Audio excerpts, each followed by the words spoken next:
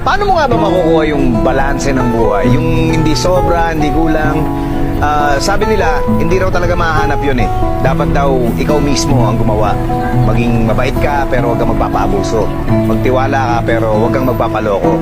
Makontento ka sa buhay pero huwag kang titigil na mapaganda ang buhay mo. Nandun ka lang sa gitna nung kumakapit at bumibitaw. Ang buhay daw, para kang nagbibisikleta. Kailangang umandar ka para hindi ka matumba.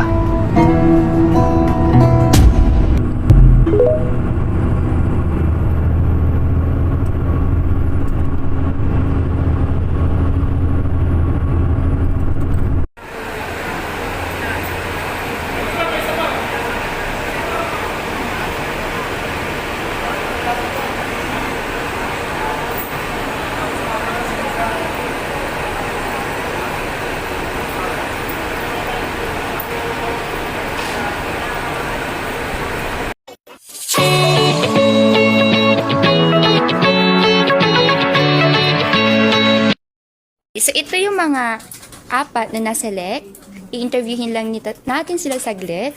So, Sir Meljan, ilang beses ka na na-interview dito? Isang beses lang po. And then, anong company ka naselect? Sa Linsen po. Kailan naman yun, sir?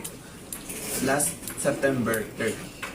Wow. So, ikaw, Ma'am Lovely, anong company ka naselect? Sa Linsen Company. Kailan ka na-interview, ma'am? September 30, 2025 po. Ilang beses ka na nag-interview bago ka na-select, ma'am? Once pa lang. Once pa lang. Eh, ikaw, sir? Sir Jason, kamusta naman ang feeling na naselect ka sa Biodata Selection? Masaya naman. Masaya? And si Sir Carlo, kamusta naman? Okay naman po. Masaya at mga Okay, so anong maipapayo ninyo sa mga mag-a-apply din? Or mga nagpapa-line up ngayon? Let's start with Miss Lovely na lang. Prepare lang po yung mga complete documents, yung requirements, tsaka pray lang. Yun lang din po. Be prepared sa mga documents para hindi hassle sa pamasahin na rin.